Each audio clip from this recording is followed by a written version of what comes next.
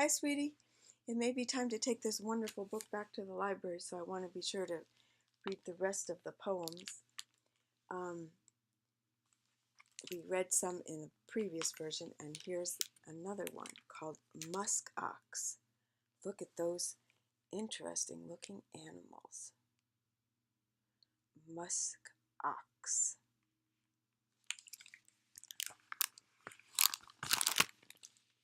Looks a lot like buffalo, standing silent in the snow.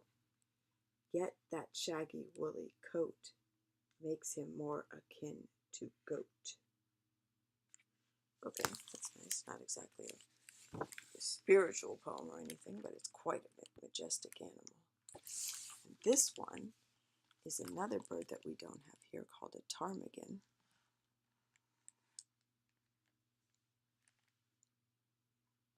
Wait. Well, wondered why I said ptarmigan, but we're looking at a wolf.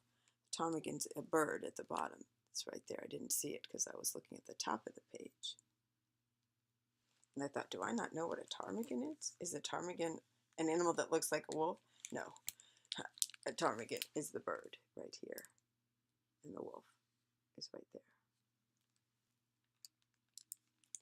Most other birds who soar with summery grace depart when Arctic winter shows its face, not the ptarmigan.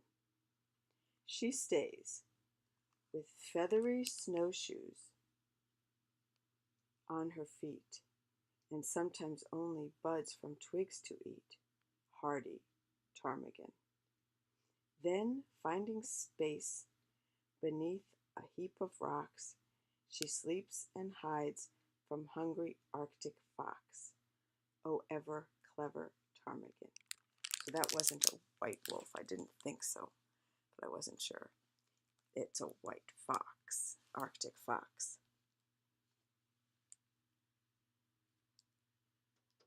Most other birds who soar with summery grace depart when Arctic winter shows its face, not the ptarmigan. She stays with feathery snowshoes on her feet, and sometimes only buds from twigs to eat, hardy ptarmigan.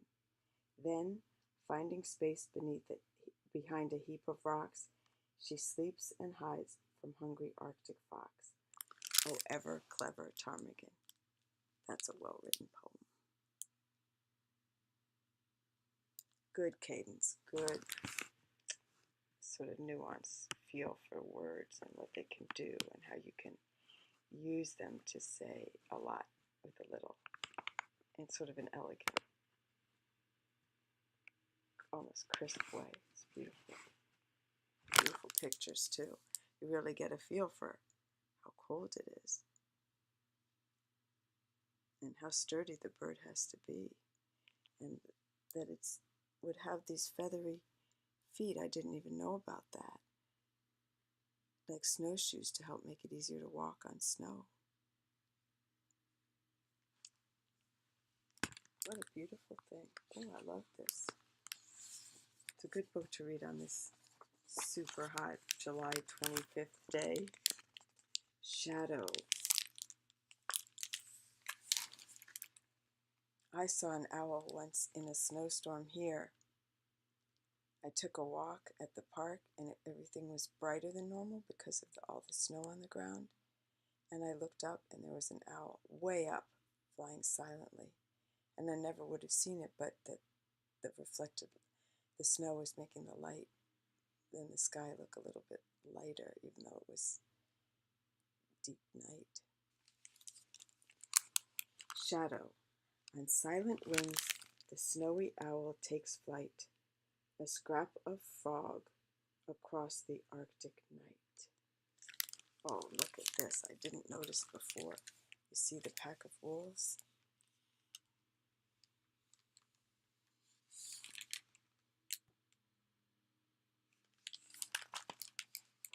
Shadow. That's a short poem, just 4 short lines.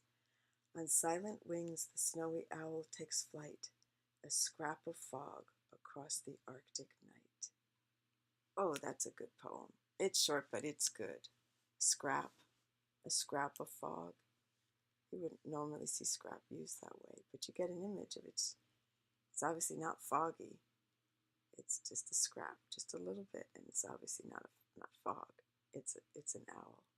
But that's what it's like. They're so silent and so kind of from nowhere. On silent wings, the snowy owl takes flight, a scrap of fog across the Arctic night. And then we see these animals and the moon. And it says, wolf howls, gathering the scattered pack. Parents, offspring, race across a treeless track.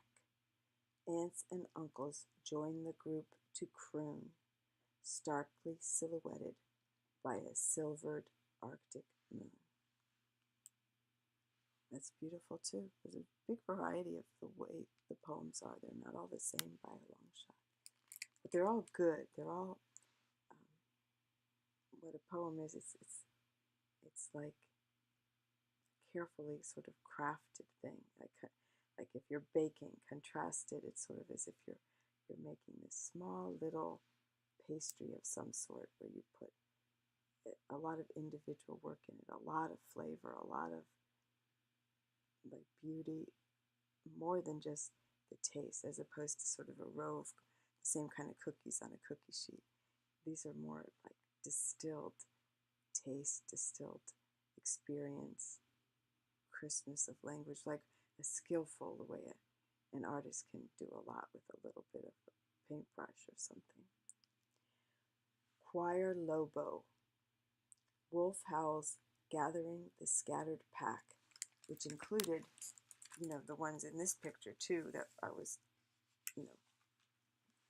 pointing out underneath the owl. Wolf howls gathering the scattered pack. Parents, offspring, race across a treeless track. Aunts and uncles join the group to croon, starkly silhouetted by a silvered Arctic moon. These are really good. Let me just watch the time. We're good. Guess.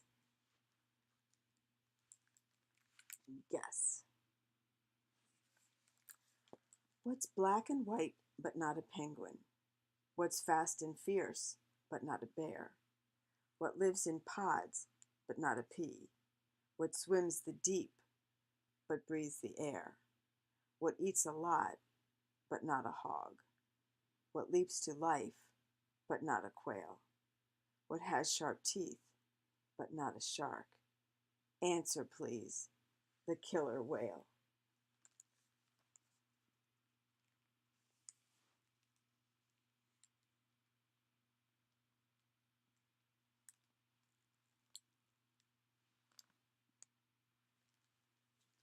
Iceberg.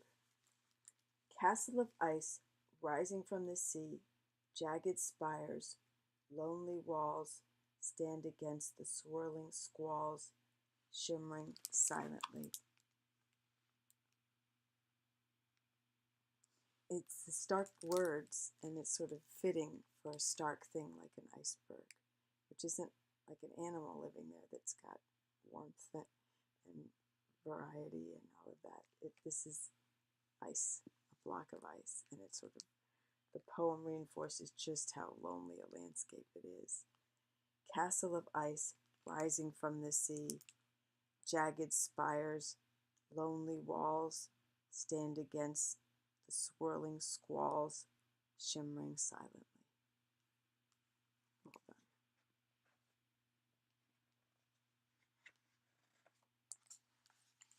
Hump of snow. Look at that. I assume that's an Arctic hare, all white.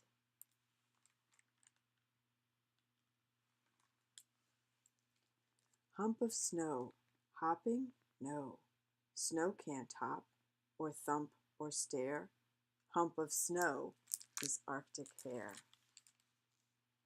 Looks like a hump of snow, especially when you're looking at it like this, right? And then you look a little bit more, and you say, wait a minute, that's an animal. That's an Arctic hare. Snow flea. I didn't know there were such things, given that a few of the animals in this house have them now with this interesting summer. Didn't know they had them up there. Tiny wingless snow flea freezes overnight as stiff as tin. Does he mind or even notice just what sort of state he's in? Things warm up and leaping lizards, snow fleas jumping as before, none the worse for being frozen on the icy Arctic shore. That's interesting. I didn't know that there was such a thing as snow fleas and that they freeze and it looks like they're dead. But then they warm up and leaping lizards, snow fleas jumping as before, none the worse for being frozen on the icy Arctic shore. Got up like nothing happened.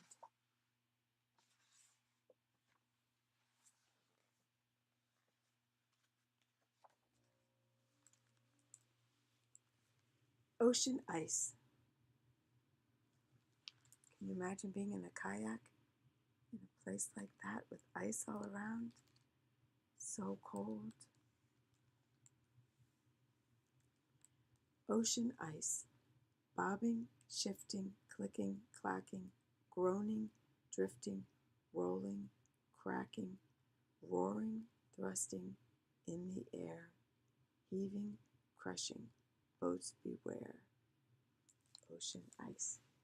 It's pretty dangerous for a big boat, for a little kayak. Whoa. It has to be really careful. But a kayak is agile, whereas a big ocean liner like the Titanic, not so much. So at least he can swerve and move about kind of quickly. Now I don't know how to pronounce this. It's spelled narwhal, but I don't know if that's how it's said. That's how I'll read it until I find out if I was wrong. What is that in the Arctic Sea, that creature with a single horn? Some sailors saw it long ago and thought it was a unicorn. No, not a unicorn. Unicorn is a mythological horse with one horn.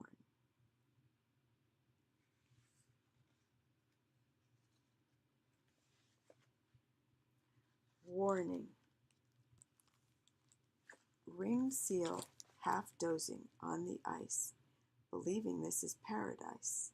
The mellow sun, the summer air. Are you aware that polar bear is sliding down that bank of snow? Ringed seal, I think you'd better go. The ringed seal thought, this is just perfect.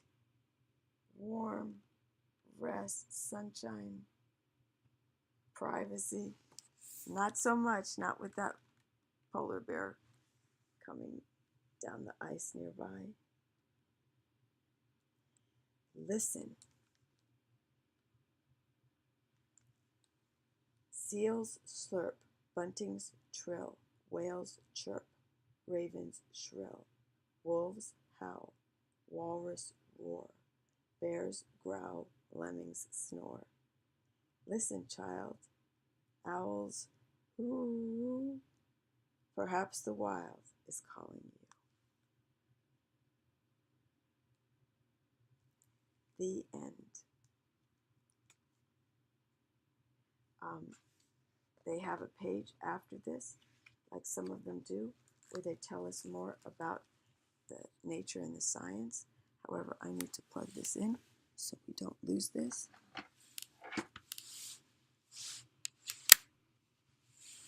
And I'm going to read that in the next installment, so this one doesn't get too long. This was the book, this beautiful book, Polar Bear, Arctic Hare, Poems of the Frozen North by Eileen Spinelli. Okie doke. Oh, and the illustrations were beautiful. Illustrations by Eugenie Fernandes. Okay, little guy, I'll see you soon, and in just a moment I'll read about the facts about the different plants and birds and things like that they have little tidbits of for us. Okay, sweetie pie, have a great day.